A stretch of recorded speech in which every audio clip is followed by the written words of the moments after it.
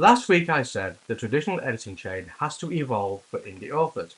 And before I show you how I actually edit my own books, there's a bigger question still underneath that one. Why am I editing my own books at all? There's a whole industry set up for doing this. Agents, publishers, 4 professional editors in a row.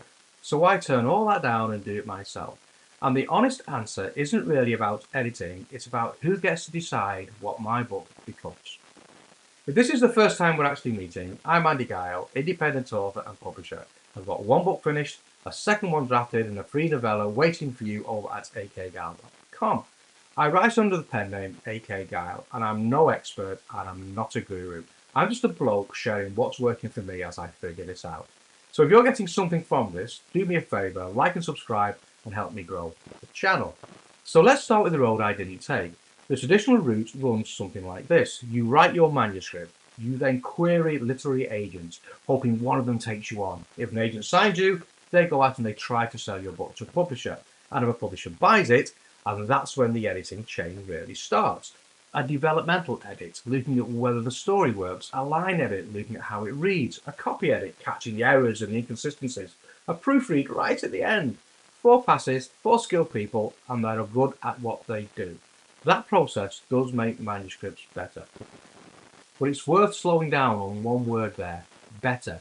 Better in what direction? A publisher is a business. It's paid you in advance. It's spending its own money to print your book and market it. And it needs that book to sell to get its money back. So the editing isn't only about polishing your sentences. It's steering the book towards what sells, towards the market. And that's not a criticism of publishers. That's their job. They'd be stupid to do anything else. Now, most of the time, that steering helps. A good editor will make your book sharper and more readable, more likely to find the readers it's after. But sometimes that book that comes out the other end isn't quite the book that you sat down to write. You'll find authors talking about this openly if you go and look for it. They started with something they loved, a story, a set of characters, a place that meant something to them. And somewhere along the way, it got shaped towards what the market wanted. And the book they published had drifted from the book that they set out to make. Now, I'm not saying that's wrong, but a lot of writers, that trade is well worth it. You get the deal, the advance, the reach, a whole team behind you, but it is a trade. You're handing over some of the say on what your book finally becomes. And for me, that's a part I've struggled with. So why did I stay indie? Editorial control. It's the big reason. It's not the only one. There's the money side, the way an advance actually works and when you start earning from it. There's the fact that as an unknown author, a lot of the marketing legwork lands on you anyway, deal or no deal. And there's how much shorter the road to readers is now becoming with platforms like Kindle Direct, Goodreads, putting your work straight in front of people who want it.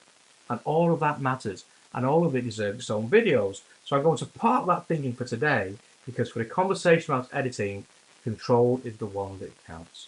And it matters to me more than any of the others for one reason. My book, The List, was never going to be one book. It's a world. I've got a clear picture of Greymere, the place itself and the people in it, and what those people are going to do. I know where Johnny Steele is headed.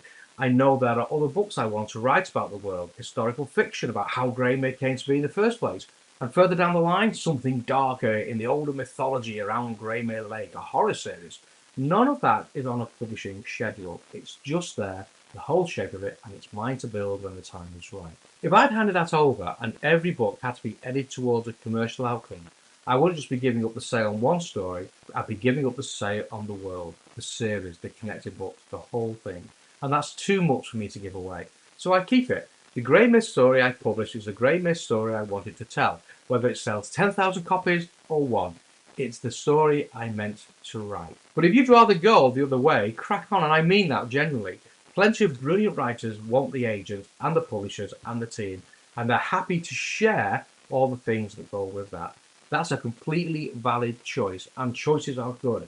There is never a wrong choice out there. Whatever you pick it, and you live with what comes with it. This is a choice I'm making, rightly or wrongly. But there's a trap in what I've just said, and I don't want you walking into it. Keeping editorial control does not mean skipping the edit.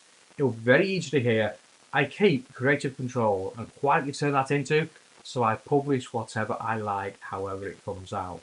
Control without the edit is just an unedited book with your name on it.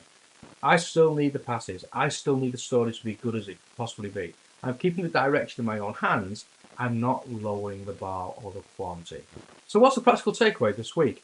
If you're weighing up indie against traditional, this is where I'd start. One question, before the money, before the logistics.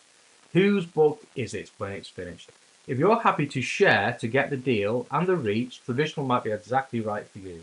If you've got a story or a world that you need to stay true to, then keeping control might matter more than anything a publisher can hand you. But be honest with yourself about which one you are. There's no wrong answers here. There's only the answer that you reach. And for me, that one's settled. I keep editorial control and I still edit properly, which leaves exactly one question standing, and it's the one we're going to get into next week. If I'm not handing my book to 4 professional editors, how do I actually edit it myself?